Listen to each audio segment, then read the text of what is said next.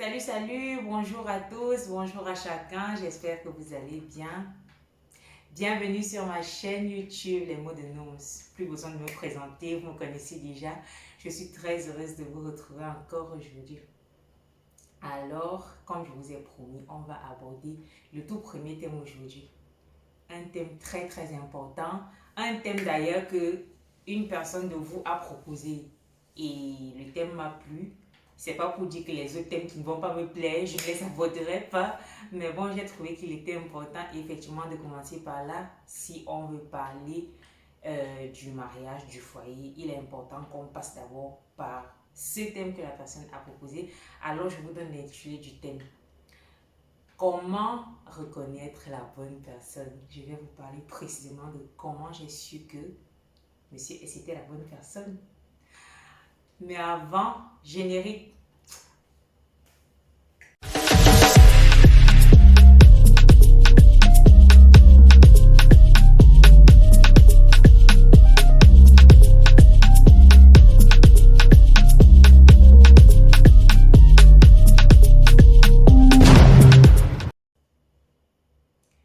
Me revoilà.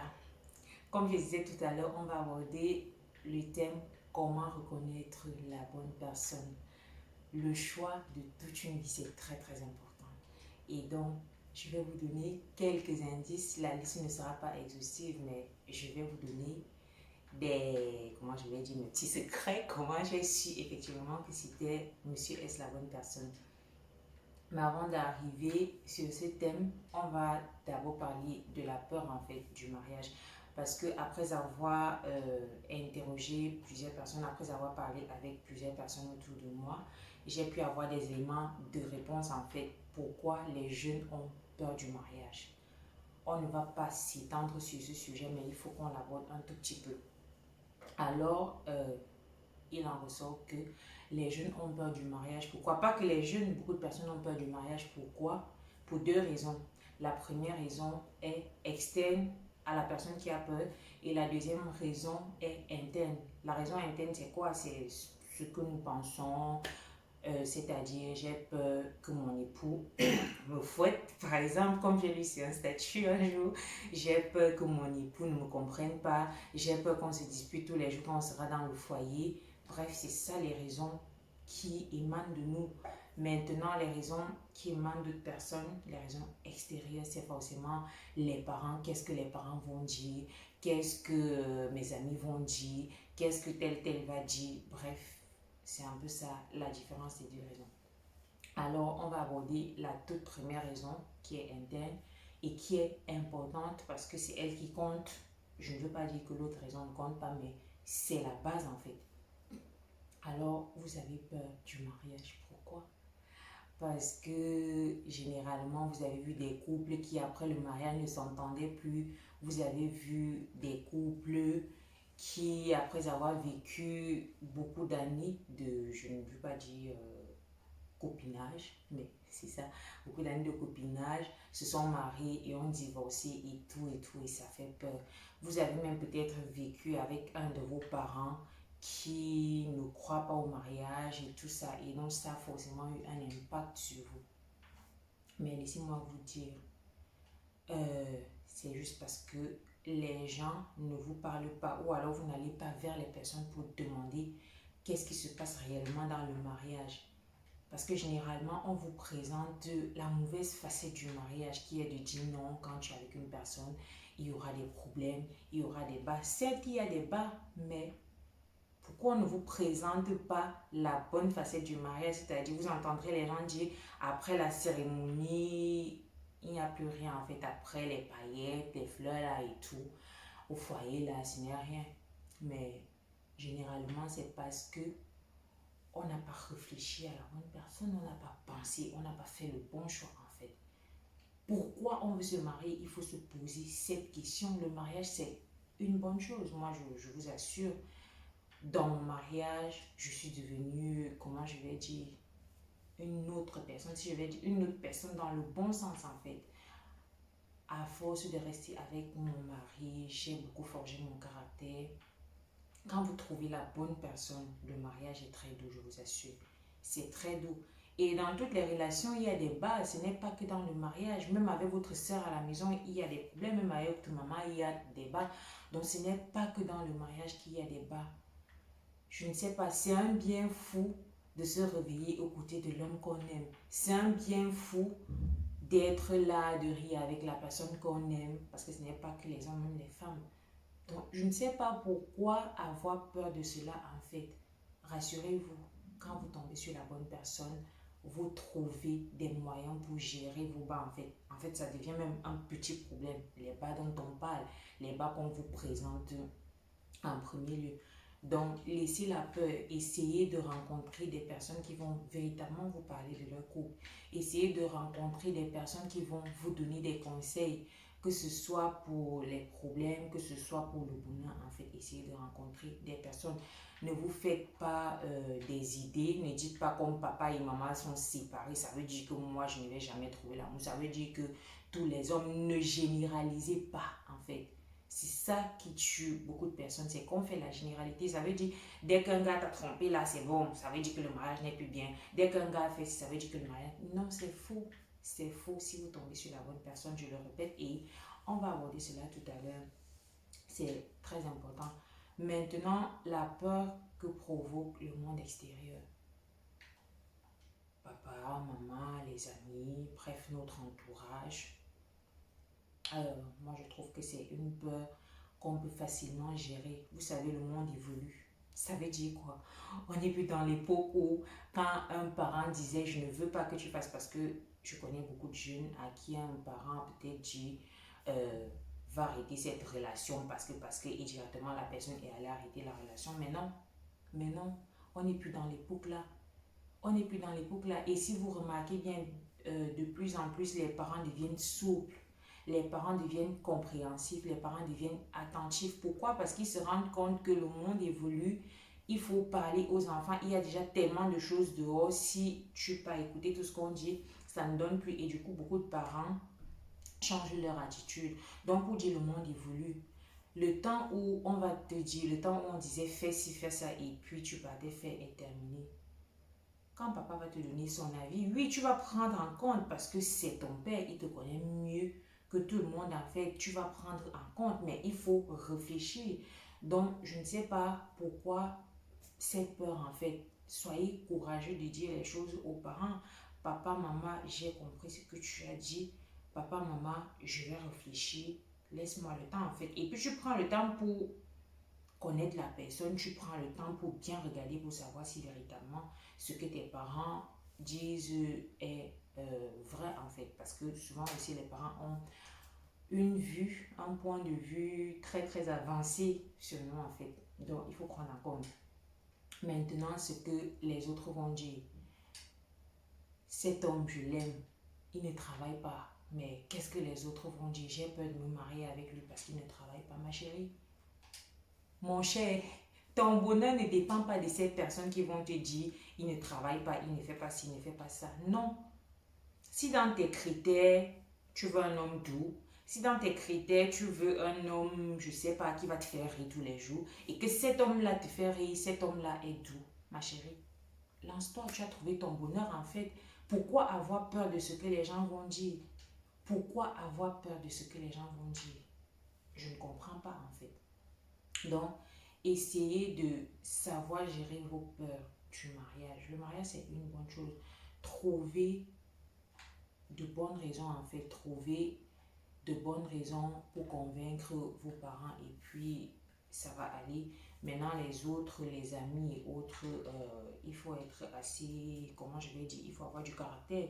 Parce que c'est pas tout ce que les amis vont te dire que tu vas prendre en compte. Oui, tu écoutes, mais après, il faut réfléchir. Peut-être aussi, une amie va te dire quelque chose parce que elle a passé du temps avec toi, elle te connaît mieux, elle sait que cet homme ne te correspond pas. Mais en même temps, il faut toujours réfléchir. Ne pas se dire parce que tel va dire si, je vais aller arrêter ma relation, parce que tel va dire ça, je vais arrêter ma relation. De toutes les façons, on reviendra sur ce thème parce qu'il faut que les jeunes comprennent que le mariage n'est pas quelque chose de mal. Il faut que les jeunes parviennent à dépasser cela en fait. Et justement parce que Je travaille avec vous, je ne viens pas vous dicter les choses. J'aimerais bien que les personnes qui sont déjà mariées, les jeunes mariés qui vont écouter et qui ont quelque chose à rajouter dans les commentaires pour donner des conseils à nos petites sœurs, pour donner des conseils à nos sœurs, à nos frères là qui veulent s'engager mais qui ont peur, n'hésitez pas à le faire. N'hésitez pas à le faire. Écrivez vos commentaires parce que ce n'est que comme ça qu'on va pouvoir aider les autres en fait. Maintenant, revenons sur notre thème. Comment savoir que c'est la bonne personne? Comment j'ai su que Monsieur S était la bonne personne? Tout d'abord, il faut noter qu'on ne s'engage pas dans un mariage parce que, oui, comme je l'aime, ça va, je m'engage dans un mariage. Non, ça ne se passe pas comme ça. Sinon, tu vas tomber dans les bras de n'importe qui et puis tu vas souffrir toute ta vie. Le mariage, c'est une décision de toute une vie. C'est avec la personne que tu vas te réveiller le matin, c'est avec la personne que tu vas manger, c'est avec la personne que tu vas faire ci, tu vas faire ça. C'est le futur père de tes enfants, c'est la future mère de tes enfants. Donc, il faut faire le bon choix en fait. Et donc, si on revient en moi, parce que j'ai dit, je partage mon expérience, comment j'ai su. Premièrement, le simple fait pour moi d'avoir l'envie de m'ouvrir à lui. Pour les personnes qui me connaissent, je suis une personne qui ne partage pas beaucoup ses peines. Mais le simple fait d'avoir eu ce courage de lui parler, oui, ça a commencé à me faire me poser des questions. Pourquoi seulement lui? Pourquoi avec tout le monde autour de moi, je n'ai pas le courage de parler? Mais pourquoi avec lui, je me sens libre en fait? Pourquoi? Parce qu'il ne me jugeait pas. Il me laissait, oui, m'exprimer. Il me laissait être moi en fait. Il me laissait être moi. Et pour la petite histoire, il m'a dragué, il n'allait pas lui dire. Et puis j'ai dit non, mais il n'est pas parti. Il n'est pas parti, il a attendu. Je ne vais pas vous dire combien de temps en fait. Je ne vais pas vous dire combien de temps. Il a attendu et il m'a dit, tu seras ma femme, tu es ma femme. Imaginez-vous quelqu'un qui vous appelle ma femme alors que vous n'êtes rien en fait. Vous n'êtes rien, on n'était qu'amis. Bref, c'est comme ça qu'il était venu. Il m'avait dit que oui, il va être mon ami. Mais après, il insistait. Et plus je le repoussais, plus il était là. Le temps passait, mais il était là en fait. Il attendait. Il m'a dit, tu es ma femme. Je t'ai dit que tu es ma femme et tout. Et il était très attentionné. Très attentionné. Il m'écoutait. La personne qui vous aime ne va pas passer le temps à vous raconter ses problèmes à elle sans vous écouter. Il m'écoutait. La personne qui vous aime va vous donner des conseils. Quand on s'est mis ensemble, en fait, il ne me troublait pas. Dans mes études, par exemple, il me laissait le temps, en fait. Ça veut dire quand je rentrais de l'école, il savait que je suis fatiguée. Et comme je n'aime pas dormir, par exemple, en journée, il me disait, il faut que tu te reposes. Parce que tu as peut-être une composition de nuit, il faut que tu te reposes. C'était la première fois que je vivais une relation comme ça, où quelqu'un prêtait attention à moi. Tellement je suis mère poule que j'aime prendre les gens comme ça. Et du coup, oui, les gens vont en profiter, les gens vont se dire, ça va, il n'a pas trop besoin qu'on prenne soin d'elle. Mais lui, il a su que c'était une carapace en fait que je m'étais créée. Ne me demandez pas comment. Mais il a su que c'était une carapace que je m'étais créée. Du coup, il savait que j'avais besoin de tendresse, j'avais besoin de douceur. Et il me donnait tout ça en fait. On avait souvent nos disputes. Il n'attendait pas toujours que c'est moi qui fasse le pas, qu'il ait tort ou pas. Il faisait le pas quand il fallait faire le pas. Je faisais aussi le pas parce que c'est ça le problème. Tu es dans une relation où chaque fois qu'il y a des problèmes, c'est toi qui fais le pas. Ma chérie, retire-toi. Mon cher, retire-toi. Tout le monde doit s'investir. Ça veut dire quoi? Le premier point, l'investissement. Quand vous êtes dans une relation, tous les deux, vous devez vous investir. Et généralement, on ressent que la personne en face de nous ne s'investit pas, mais on veut être têtu. Et c'est généralement nous les filles. Tu es dans une relation où le matin, c'est toi qui envoie le message. À midi, c'est toi qui écris. Le soir, c'est toi qui écris. Et parfois, même quand tu écris, tu réponds que je suis occupée. Attends, je suis avec mes soeurs. Tout est important. En fait, tu passes après tout. Non. Il est en train de te montrer des signes, en fait. Il est en train de te montrer des signes. Mais toi, tu ne veux pas comprendre. Tu veux insister. C'est pas bien. Le deuxième point, est-ce que tu es épanoui dans ta relation? Oui, moi, je t'ai épanoui dans notre relation. Je suis encore épanouie. Il n'a pas cherché à me changer, à faire de moi une autre personne. Non, il n'est pas venu avec une image de la femme parfaite et puis l'a collée sur moi. Non, il m'a accepté comme je suis. Il cherchait une femme posée comme lui parce qu'il faut bien que deux personnes semblables s'associent en fait. On dit souvent que les corps de différentes natures s'attirent, mais dans d'autres cas, c'est le contraire.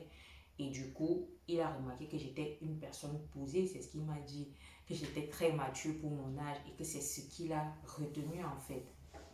On va pas se mentir, quand deux personnes commencent une relation, c'est d'abord le physique. Mais après, il faut aller au-delà du physique et effectivement, cette maturité-là l'a retenu, épanoui dans la relation. Est-ce que quand tu es avec lui, dès que tu veux rire, il va te dire non, non, je veux pas que tu rigoles et tout. Non, moi, j'ai pas besoin de ça. J'ai pas besoin de ça. Je suis une personne qui aime sourire, vous l'avez constaté dans la précédente vidéo. Je suis une personne qui aime sa joie de vivre. Il a constaté et puis, c'est ça.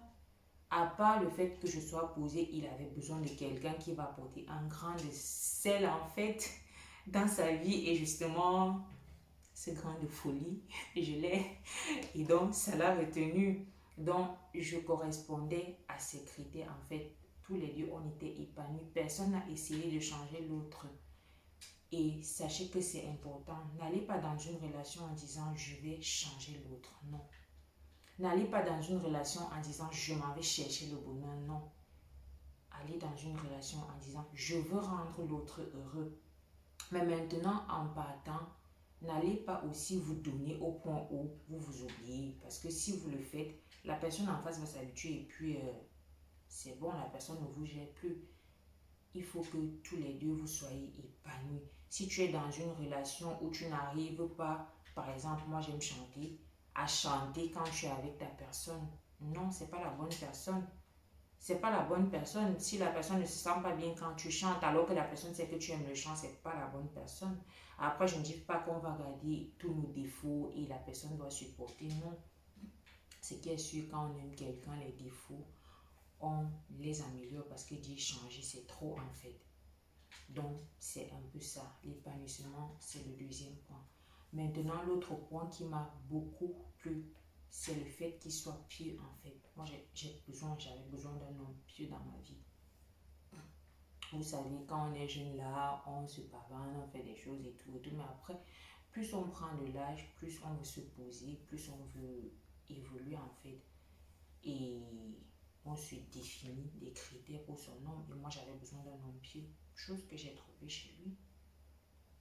Notre relation n'étant pas une relation, on en reparlera après, c'était un peu difficile parce que on ne se voyait pas. Quand chacun est de son côté, on ne se voyait pas. Et donc, il n'y a que la prière qui a pu nous maintenir. Ça, vous m'avez souvent aussi demandé comment j'ai fait, comment j'ai pu supporter une relation à distance. Effectivement, la prière a beaucoup joué un rôle, je ne sais pas comment je vais dire, la prière a joué un rôle important dans notre couple. Et lui aussi, il avait besoin d'une femme pieuse. Vous voyez un peu, plus je cite les critères, plus vous allez vous rendre compte on avait un peu les mêmes critères en fait. Et donc, ça lui a aussi beaucoup plu. Ensemble, on priait le soir avant de dormir. Parfois, le matin, quand on pouvait se réveiller, on se réveillait et puis on priait. Bref, la personne qui pouvait réveiller l'autre en premier le faisait, on priait ensemble. Quand je préparais mes compositions, on mettait cela en prière, on jeûnait. Quand il préparait ces choses, on priait. Bref, c'était un peu ça.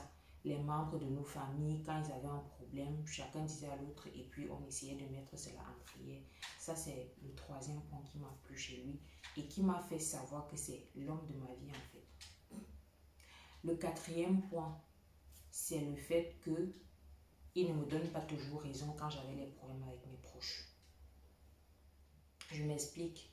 Je me suis disputée avec une de mes soeurs et puis, oui, normalement, je m'énerve là et puis je vais ça sur lui, je commence à parler, je parle et puis quand il va me demander, déjà il va me laisser parler, je vais m'énerver et après il va revenir, il va me demander, mais bébé, explique-moi pourquoi tu es fâché. Je vais lui expliquer.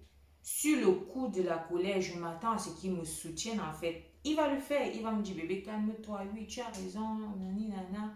Mais après, il va me dire, bébé, est-ce que tu sais que il faut que tu arranges ce problème avec ta soeur. Tu ne vas pas rester fâché contre ta soeur. Quelqu'un qui ne prend pas votre côté. Parce que quand tu es avec une personne qui va te laisser te séparer des personnes que tu aimes, il sait que tu aimes ta soeur, c'est ta soeur dont vous aimez. Du coup, il va tout faire pour que vous arrangez le problème. S'il laisse, ma chérie, méfie-toi. Méfie-toi. Même quand ta colère est déjà passée là, regarde, observe ce qu'il a fait. C'est quoi son comportement après le problème que je lui ai expliqué avec ma soeur? Qu'est-ce qu'il a fait? Est-ce qu'il a essayé d'arranger et tout? Chose que lui faisait, il essayait d'arranger. Il allait jusqu'à prendre le numéro de la personne et appeler pour dire il faut que vous arrangez vos problèmes et tout. Donc voilà un peu les critères qui m'ont fait savoir que c'est l'homme de ma vie. Maintenant, comme je vous ai dit, la liste n'est pas exhaustive. Il y a beaucoup d'autres choses. Mais la base, c'est de vous fixer vos critères pour pouvoir reconnaître la bonne personne. Ne partez pas dans une relation en vous disant la personne va changer et tout. Au départ, tu as constaté que la personne t'a trompé une fois. Vous êtes encore copain-copine. 2 fois, la personne te trompe. 3 fois. Mais tu espères. Et puis bim, un jour, parce que tu as vu que toutes tes copines se sont mariées, tu veux te marier. Ma chérie, il t'avait déjà montré. Tu as refusé. Tu as juste refusé d'accepter. Tu t'es lancé dans la relation. En te lançant, ça veut dire que tu voulais que tu acceptais en fait le fait d'être avec quelqu'un qui va te tromper. Et puis un jour, quand il le fait, tu te plains, tu commences à dire que le mariage est ça. C'est vous qui gaspillez le nom du mariage. Le mariage n'est pas une mauvaise chose. Si tu as accepté ça dès le départ, c'est clair qu'il va continuer. Et sachez que les hommes ne changent pas, les hommes s'améliorent. Donc ne va pas en te disant, il va changer dans la relation, non. Il ne va pas changer dans le mariage, c'est ça, il ne va pas changer dans le mariage. Il va juste continuer et même s'il fait un effort, il va s'améliorer, il va te respecter pour que tu ne sois plus au courant de ce qu'il fait dehors en fait. J'ai entendu quelqu'un qui a dit tous les hommes sont des trompeurs. Non, si ton homme t'a trompé, nos hommes ne nous trompent pas. Si ton homme t'a trompé, ne va pas dire à toutes tes petites sœurs que tous les hommes sont des trompeurs. Non, je suis désolée. C'est à cause des gens comme ça que les gens ont peur du mariage. C'est faux. Tous les hommes ne sont pas des trompeurs. Moi, je le dis haut et fort, monsieur S n'est pas un trompeur. Donc, sachez bien dans quoi vous vous engagez.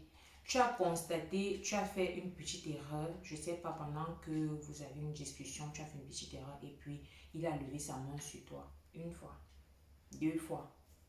Mais tu t'engages quand même. Tu vas te marier. Pourquoi? Parce que toutes tes copines sont mariées.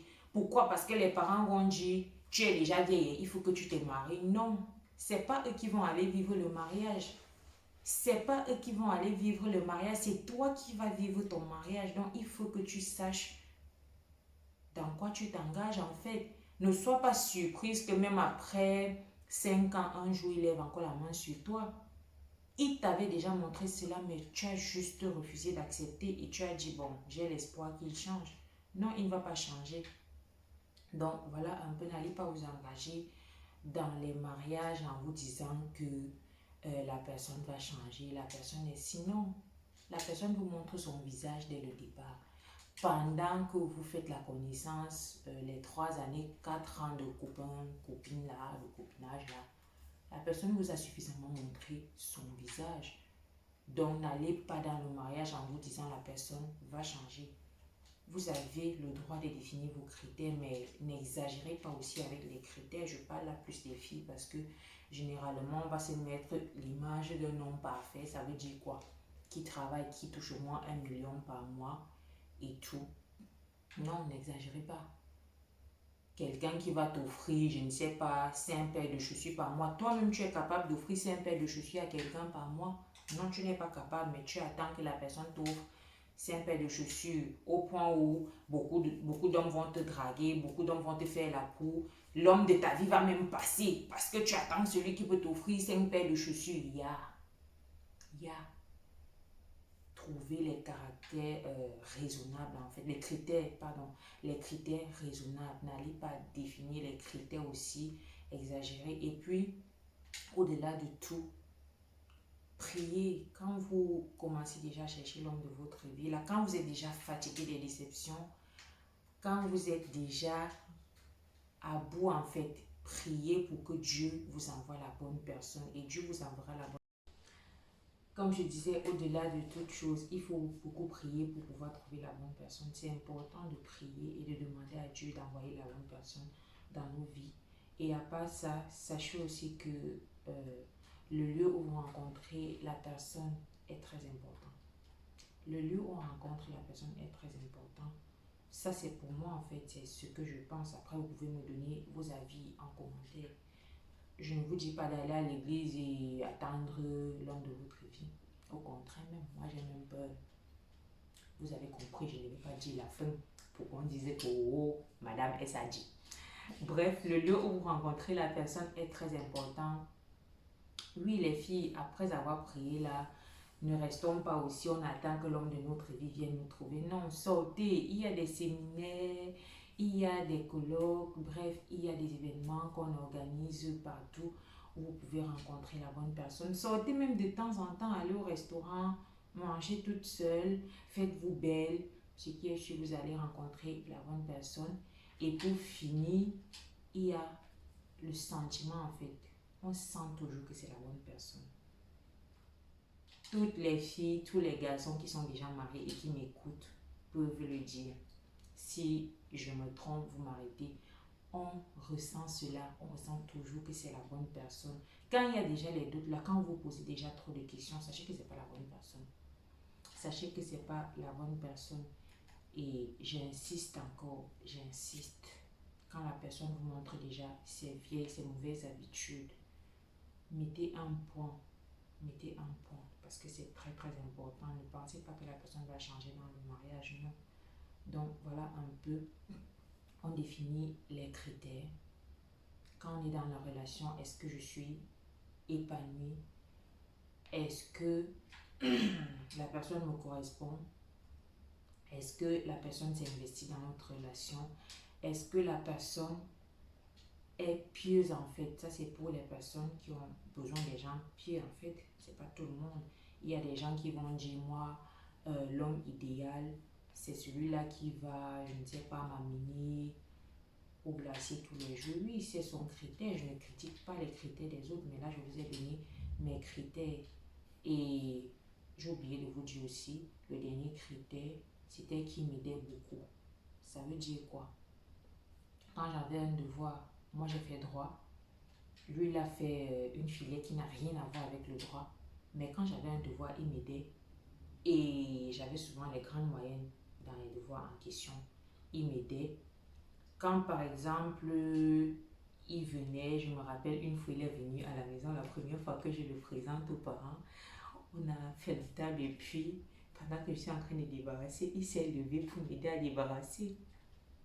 Vous voyez, moi j'ai besoin de quelqu'un qui va m'aider. J'ai besoin de quelqu'un qui, quand on sera chez nous, ne va pas me regarder laver le sol, laver les assiettes, prendre soin des enfants, laver ses habits, faire tout en fait, faire la cuisine et puis lui il est là, il attend tout. Il attend la nourriture, je dois prendre soin de lui. En fait, je suis l'esclave à la limite. Non, j'ai besoin de quelqu'un avec qui on va travailler ensemble. Ce sera un plaisir pour nous de travailler ensemble et je vous assure, dans notre groupe, c'est ça, il m'aide.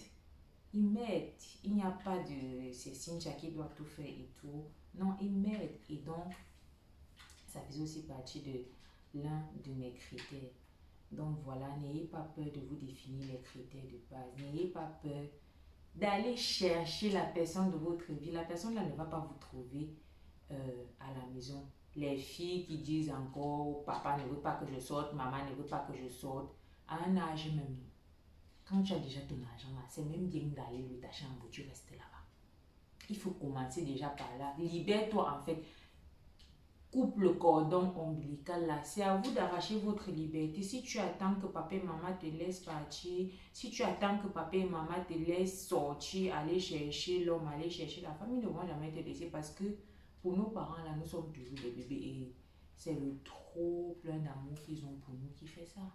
Ça s'explique, c'est normal, mais maintenant, arrachons notre liberté sans toutefois être méprisant. Il y a une manière d'arracher la liberté, mais n'attendons pas. Sinon, 30 ans, 32 ans, 35 ans, te trouve à la maison et puis tu commences à regretter. Nos parents ont déjà fait leur vie. N'ayons pas peur d'arracher notre liberté et d'aller trouver la bonne personne. Donc, voilà, on arrive à la fin de notre thème. J'ai peut-être oublié des éléments, je n'ai pas peut-être mentionné des choses. Il y a peut-être des personnes qui m'ont écouté et qui ont des choses à dire, qui ont écouté jusqu'à la fin et qui n'ont pas peut-être écouté quelque chose qu'ils avaient en tête. N'hésitez pas de mettre ça en commentaire. C'est de ça qu'il s'agit. On va aider, on va convaincre les personnes qui ont peur de se marier. Et maintenant, vous allez me demander si je vous montre seulement la belle facette du mariage. Maintenant, on aura le temps d'aborder les disputes dans le couple. On aura le temps d'aborder plein de thèmes en fait. Et vous verrez qu'on peut surmonter tous les bas. Comme vous l'aurez remarqué dans mon générique, j'ai bien dit gérer les bas. On va parler de ça après. Donc j'attends vos commentaires. Aidons les personnes, aidons les peureux à surmonter leur peur et à s'engager quoi. Donc voilà. N'oubliez pas de vous abonner.